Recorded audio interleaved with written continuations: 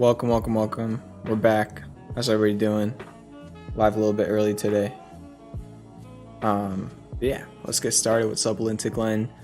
The guys, Spiderwebs, Mr. Robinson. How's everybody doing? Yeah, we're gonna talk about Bitcoin, my thoughts on the market. Futures are currently red right now. There are some new variables on Clov that we'll talk about. We'll talk about a few other ongoing trades, and we'll see if we have time for tick requests after all of that. So yeah, might be another quicker stream. Not feeling the best right now. So appreciate that, Roy. What's up? I am. And wow, we have 15 people in here and 14 likes. That's insane. That means everybody hit the like. We have 14 people and 14 likes. That means 100% so far. That's crazy. So I appreciate all the support. Yeah, starting off with Bitcoin, pulled back over the weekend. But look where it's kind of holding. I think we talked about this on Thursday.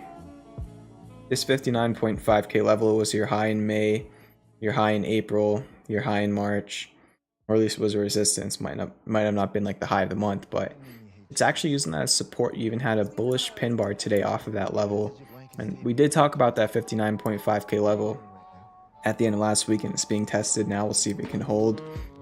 Apart from that, not much on Bitcoin. I don't know. This looks a little bit of like Head and Shoulders-esque.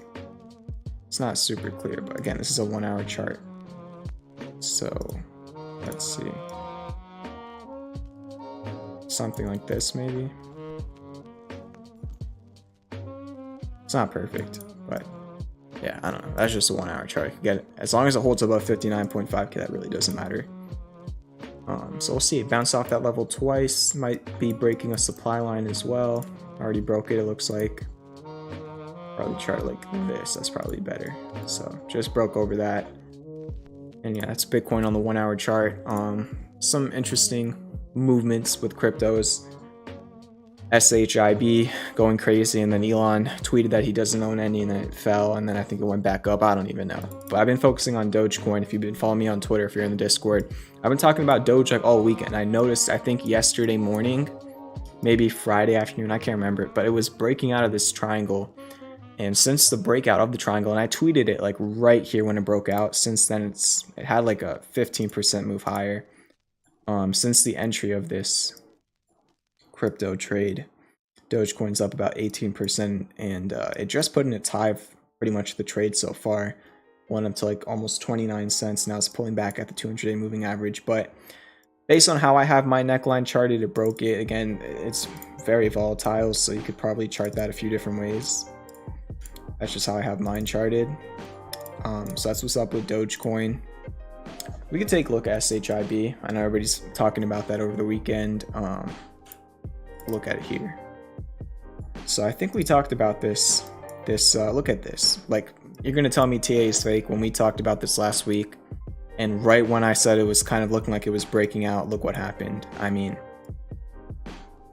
almost a 60% move after that breakout. We talked about this last week as well. You can probably go back to like Wednesday or Thursday night stream and look in the timestamps. So you have a very good breakout that's already kind of played out. I mean, we could look at the measured move here. That's probably not the best way to do it. Let's try this out. So yeah, pretty much exceeding the measured move. Nice move there. And yeah, it's really it for crypto. Let's see what's up with the market. Futures are down about 1/5%. They were down a little bit more earlier. I think they were down like 1/3%. Going into this week, I mean, on the SPY, all-time highs were achieved on Friday, if I'm not mistaken. Yeah, we hit all-time highs on Friday. Then we had a little bit of a dip.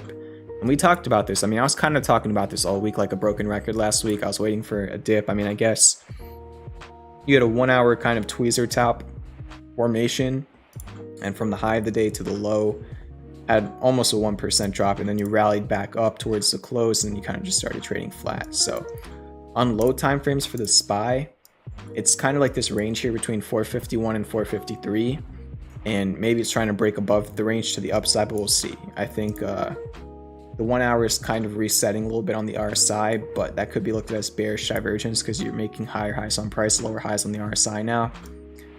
So I don't know, you had like a bearish candle, which was a tweezer top bearish engulfing, and then that was followed up by a bullish pin bar candle. So just kind of 50-50, and then even on the daily it's super 50-50.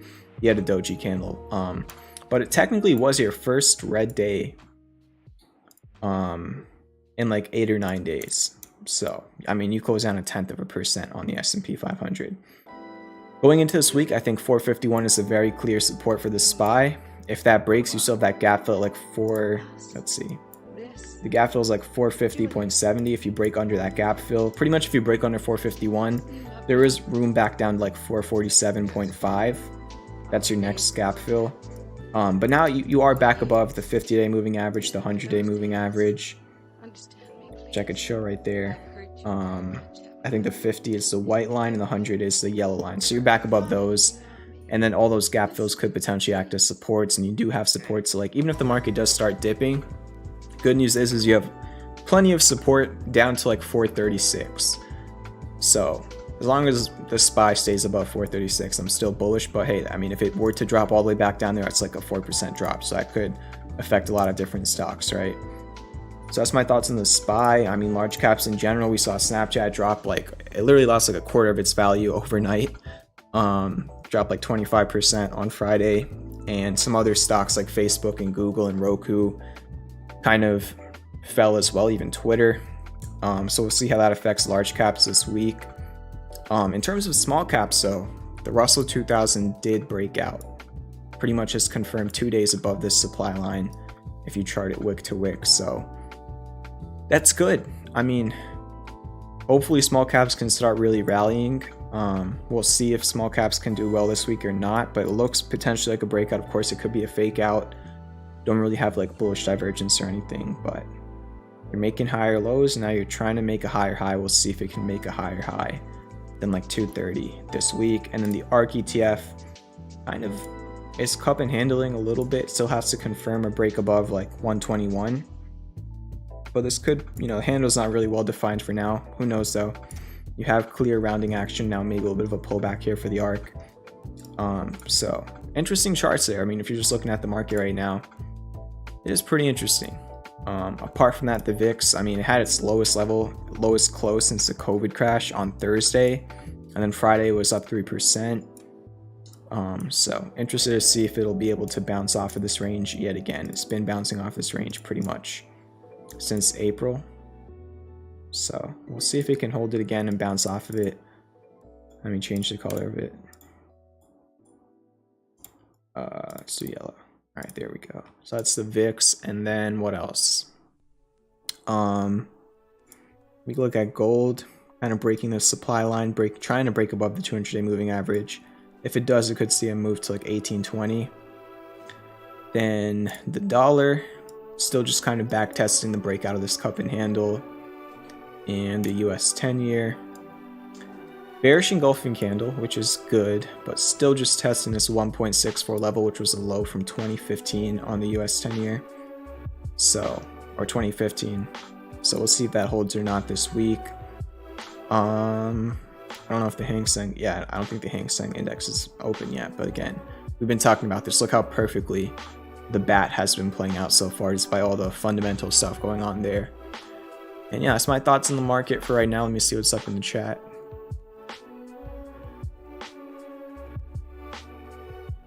What's up, Brian, Alfredo?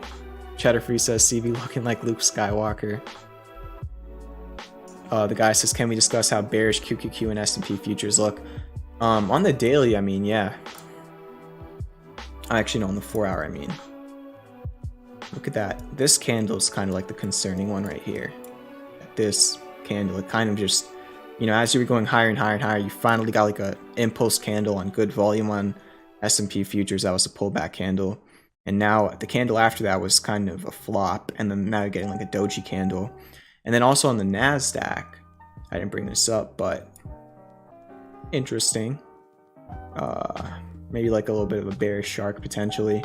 But look how it kind of hit that 85% retrace, and then the candle after, you got a 1% red candle almost. And the SPY bearish pattern, I mean, it could go up to the 1.13 at like 458. We'll see if it gets there or not, but it might just be showing resistance at the 1.01 retrace. I don't know. So yeah, there's that as well.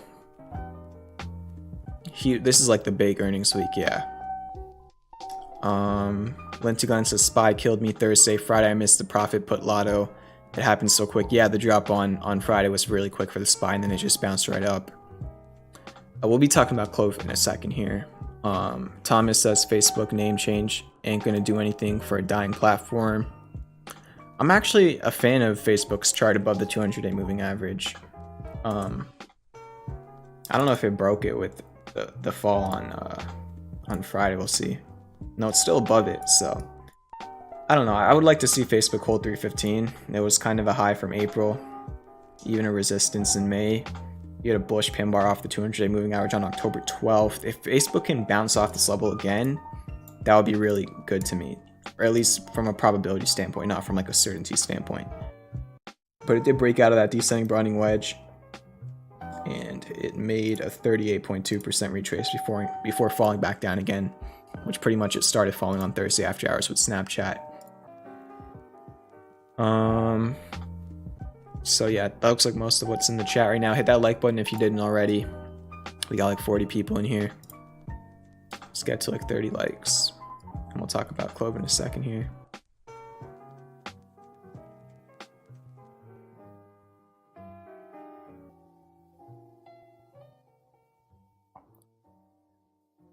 Silverstream says Facebook in the news for bearish news. It will continue to downtrend over the next month. I don't really look at things with certainty. It could continue to downtrend, it could not. I think it just depends on this area. If this area holds, I think it'll fill the gap at 337. The area breaks, then it's probably headed back down to 300, which was the high over here, the low over here, the low over here. I just prefer not to look at things with certainty, because nobody in this chat has any certainty right now. Even if you think you do, and even if you're right, it's still not a certainty. So if you have a strong bias towards any sort of asset right now, doesn't matter how confident you are, doesn't even matter if you're correct about the direction or your thesis, you still don't have 100% certainty. That's just how I look at things. But to each their own, I guess. So what's up, Gold Miner? Hope you're doing well. Dropping some fire and vibes in the chat. Let's talk about Clov now. Rough sell-off on Friday, but you can't be surprised. I mean, we talked about this. There was two potentials, right? We had the potential, and again, the key word the whole entire time was potential. We said that every single night, potential inverse head and shoulders, and it just continued to fail to break over that neckline. We talked about this 812 to 820 resistance. I mean, on this candle, it topped out at 812. The candle after it topped out at 820. We talked about all of this, and it just failed to break above the resistance. Eventually, you had supply overtaking demand after you rejected that resistance for like the third time in a row. And on Friday, you kind of you had a 5% drop pretty much on your first 4-hour candle. But we kind of went down to the level, around the level I was looking at. I said if this, there's two ways. I had like a diagram that looks something like this on my chart, I think at the beginning of last week, but I took it out. So this was like scenario 1, and then I also had scenario 2, which was like this. And pretty much scenario 2 is playing out for right now, where you just didn't confirm the right shoulder, so the potential inverse head and shoulders is now invalidated on Clov. I mean, this resistance still stands, but it's not really symmetrical, so you don't really have an inverse head and shoulders anymore. You still have that resistance though. But it's not the end of the world, because you kind of came back down to this level I was talking about. I said if you break under 770, you're probably going to retest like 750. However, it did go lower than that. I actually thought 750 would hold on Friday. I was pretty surprised when I saw that broke. Clov went all the way down to like 737, so pretty rough sell-off intraday. Bounced back up to close at 750. So it actually went lower than I would have thought it would if it, since it broke 770. I was thinking 756 maybe would be tested, maybe a little bit of a bounce there, but it kind of flushed right under it and it closed under it. So it closed it around that level, but it did go lower than that intraday. Maybe it just kind of bounced off of like the spring low from the Wyckoff accumulation at 740. But what do you have now that the prices pull back? There are a couple new variables. I put out a tweet earlier. First off, 4-hour, there's a potential for hidden bullish divergence on the 4-hour if Clov can make a higher low than $7 and the MACD goes back over to green. It's not even losing negative momentum for right now, so you still have to wait for a lot of more confirmation on that, but there's a potential for it. But the 1 hour, is what's new. You have a bullish Gartley on the 1 hour chart for Clov. The last harmonic it had was this bullish butterfly. It triple bottomed at the 1618 from X to D and had like a 20% move off of that. We talked about it when it was down there, and now you have a new harmonic.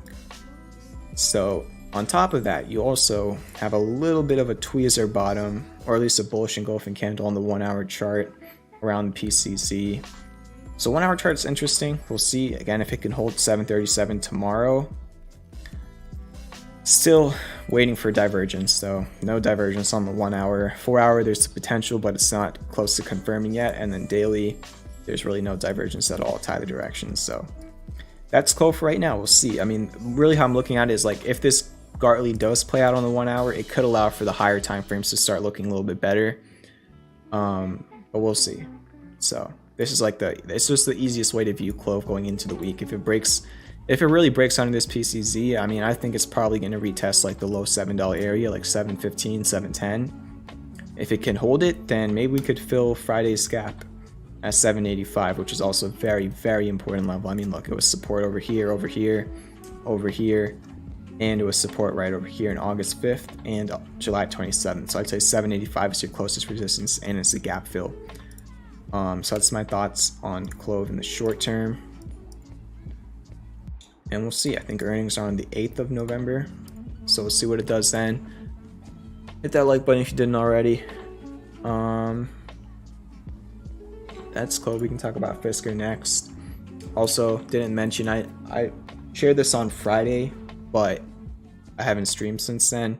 One-on-one classes are back. I really don't remember the last time I did one-on-one classes. It might have been like, I think it was like May. I think May was the last time I did one-on-one classes. And yeah, they're back for a little bit. I think there's 13 spots left. Already had a few people sign up over the weekend, so 13 spots. Whenever the spots fill up, I'll probably not do them for the rest of the year. I don't know. It just depends on my schedule. Actually, I might be able to in winter break, but we'll see. So those classes are back.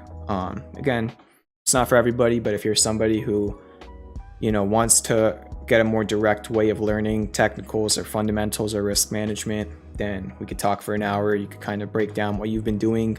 I'll see what you're doing, what I think you're doing right, what I think you're doing wrong, just from like a technical standpoint, and we'll just work together to kind of find, you know, what's kind of most suitable for you. Of course, it's not any financial advice or anything. It's just my opinions, and you take it for what you want. But I've probably done like 50 plus one-on-one classes at this point, or this year. I think every single one of those 50 classes has been amazing. I've only gotten good messages from one-on-one classes. So yeah, if you think it's for you, it's the first link in the description. There's only 13 spots, so whenever they fill, don't ask me. So I've had people ask me for like 3 months. Now they're open. Honestly, I thought more people would sign up on Friday. There was only like 4 or 5. Back in like May, I'd have like 20 to 30 people signing up in like 2 or 3 days. So I don't know. Maybe I fell off or something, but those are open until they're not, and that's in the description. But yeah, keep hitting that like button if you're new to the stream, not the scream. Hit the subscribe button. Let's talk about Fisker. It rejected, had a fake out. I actually redrew this triangle pattern, I think on Thursday night stream, because I initially had it drawn something like this and it just never really showed price action after the breakout. So I recharted it to this. Now based on how I have it charted now, it broke to the downside, and your support is pretty much 1350. I think that's the last level of support before the trade has to be marked as a break even on the sheet. Fisker is still up 6% since the entry. At this point, I'm just hoping it holds above 1350. It's really, what's the word to use? I wish it would have broken to the upside. It really looked, I mean, I was talking about it for like 2 days last week. It really looked like it was getting ready to me. But again, that's why I always talk about there's never certainty, and it just kind of flipped to the other direction. Unfortunately, that's just how it went. So yeah, 1450 resistance, 1350 support. It's literally that simple for Fisker this week, in my opinion. And we'll see. I mean, on the weekly, let's see if it broke out or not. Kind of still under the supply line on the weekly, but a green week could break it back above that supply line. You have kind of 3 touches there. So it's testing the biggest area on the chart, which is why you're probably going to see a little bit of frustration between buyers and sellers. until one way does break or one side does break. VIPS was down a couple percent on Friday, but really not much of any technical change. Still up 9% since the entry. NEO was also down a little bit on Friday, but still up 9% since the entry. And also, if you watched last week's streams, we literally talked about that $40 or 40.5 level on NEO. It was a gap fill, previous daily lows and daily highs. It perfectly tapped the level we talked about last week, and it's pulling back. It's completely normal. It got to a level of resistance. It's pulling back there. Hopefully you can just make a higher low above 36 and then eventually break back above and hit the targets. But in general, good stuff so far, despite the pullback. Maybe a little bit of a bearish engulfing candle on Friday though. And then TRIP, unfortunately, also we talked about it as was happening. It broke under the $36 level. At this point, your final support is this previous resistance or supply line. We'll see if it can hold it. It did have a bullish hammer on Friday, so I don't know if that means much, but we'll see this week. And futures are recovering. They're only down 0.12% now. It's a little bit delayed, but they are recovering. I mean, they were down like 0.3%. Now they're only down 0.1%. So pretty good recovery in the last hour for futures. We can take a look at that. Right there. There you can see the bounce overnight so far. Dogecoin's also going green. Bitcoin's going green. So a little bit of a bounce across couple of things in the last hour. And yeah, it's pretty much the recap going into the week. If you're a premium member, I sent you a watch list. I think yesterday I sent the watch list. I had to do homework today. So yeah, I mean, also we talked about this. I think Cheddar Freeze was also sharing this in the Discord. Activision is probably one of my favorite charts right now. I mean, it is at this point, it's now in between support and resistance, but the context is pretty good. Hopefully you can just keep it up. But earnings are on the 2nd according to TradingView, so I don't know, but I think this was like the super technical area. Somebody requested in the chat and we were looking at it, but yeah. And then DraftKings was another one I was talking about last week that I was just keeping an eye on. Fortunately, it broke down, so it had this range, and again, this was never like a real swing. Why? Because I was waiting for more confirmation than just support and divergence, and that's why you wait for confirmation. Because if it was a swing, it would have been stopped out. But yeah, it broke to the downside. It just flushed on Friday. Lowest close since like the middle of July. I'd say next support's like 44.60 on DraftKings now. We'll see if it gets there. One other thing I wanted to talk about quickly was Bollinger Bands. First off, let's take a look at the Bollinger Bands for the S&P 500 on the daily. Let me delete this line.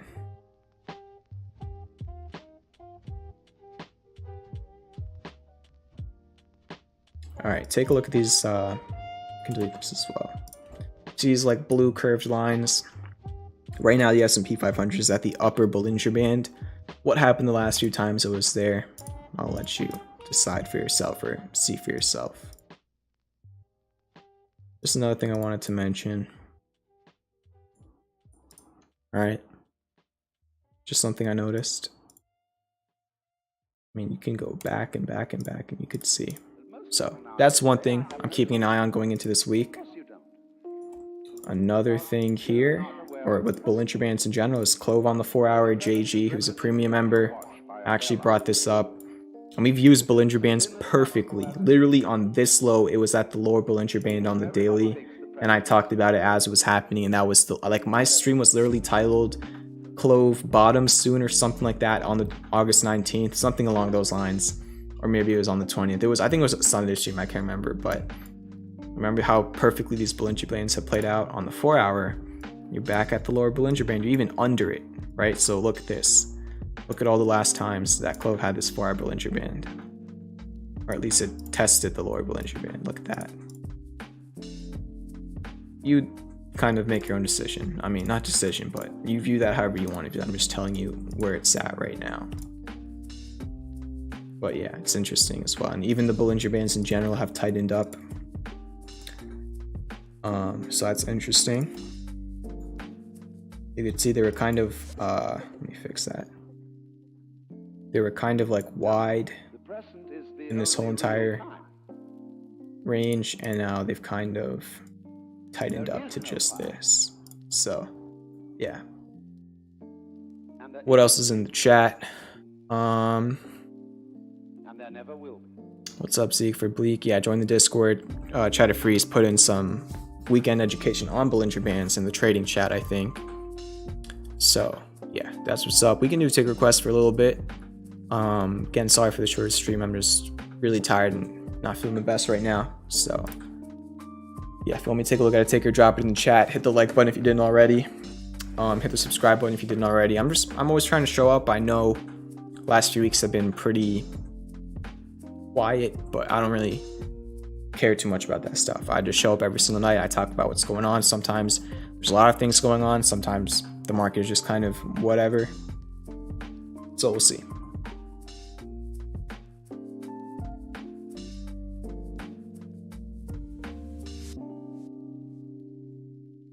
Remember, nothing I say is financial advice.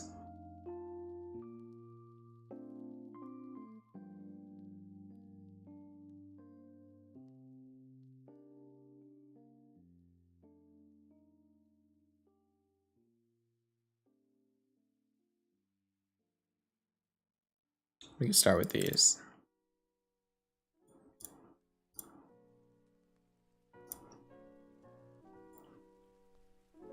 AIKI is a very choppy chart. I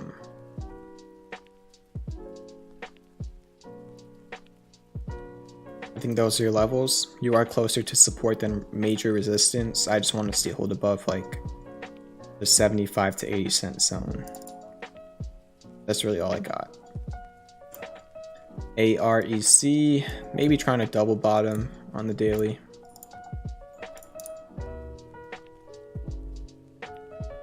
Like you can see there. Breaks above this, could head to 288, then the 200-day moving average at $3, and then all the way up at 4. And support's down at 180 though. Bullish and no, it's not a bullish engulfing candle. BKKT, yeah, there's not much I can do here. It's not a lot of data. I know it's been a ticker since February, but there's just not a lot of meaningful price action I see from a technical standpoint. For to hit 3 targets, I think it was like a 20-something% trade in like a month. At this point, it's testing a major area on the weekly. You could see it right here. So this is a resistance dating back to 2004, 2015, even your resistance in June of this year. It's still testing it. A break above it could send Ford up to like $18, and then eventually 18 to $19. So it's testing it. We'll see. SOFI had a very nice breakout over here. I think the day that it broke out, we talked about on stream, and I said your next level is 21. It went right to 21, and then it ended up putting in kind of like a shooting star candle almost. Then it had a red day, is down 2% on Friday. So it's either it breaks above 21 and then maybe has room up to 25. If it can't do that, then your next support's like $18. So it's just kind of in between, make or break area. MVIS, kind of like a fill deep crab. I mean, eventually it could go lower. I don't know. Even had classic bullish diversions. There's variables, but they're just not playing out. So I don't know. Maybe you could also just chart like maybe like a broadening wedge or something here.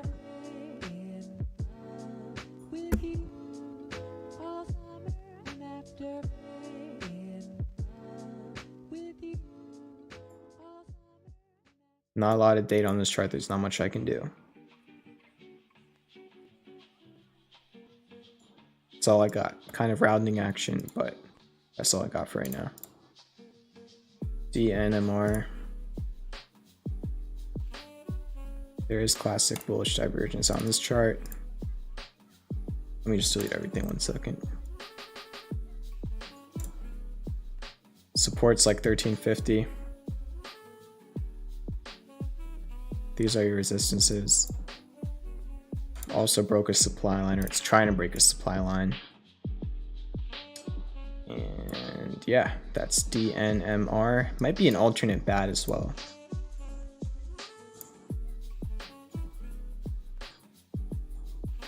Yeah, a little bit deep on the D point, but kind of.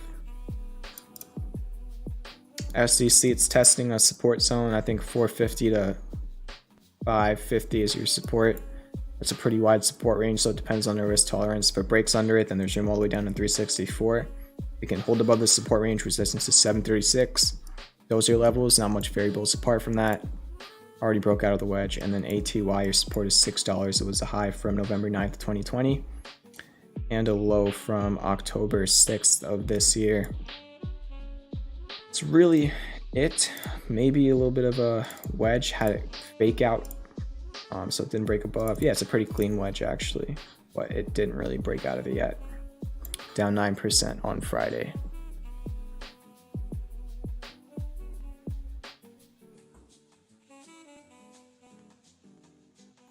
These will be the final two of the night. PROG, bullish engulfing candle on Friday, closed right at a support from April of this year. If it breaks above, 200-day moving average is like 326, and then 392 is your next resistance.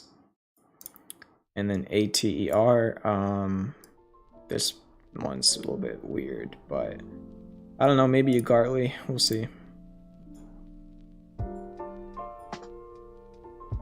If it gets down to like 660, you're gonna have a bullish Gartley. It's not there yet though. And then potentially hidden bullish divergence at that level as well. And 6.66 is also a support from the end of November of last year, end of September of last year, and a little bit of a high from November 2019. So it's an interesting level. I'm just gonna move it to, I don't know, we're gonna move it to 667. That's just, I'd rather say that than the other number. All right, so yeah, futures, they're trying to go green at this point. They were much red earlier, but pretty flat now at this point. So we'll see how they develop over the night. Sorry for the shorter stream, but I'll be live again tomorrow night. And yeah, again, one-on-one classes are now open. Nobody signed up during the stream, so there's still 13 spots left. If that's interesting to you, it's the first link in the description. If not, it's cool. So yeah, I'll be live again tomorrow night. If you're not on the Discord, links in the description. I'll see you there. Hit the like button if you didn't already, and peace out.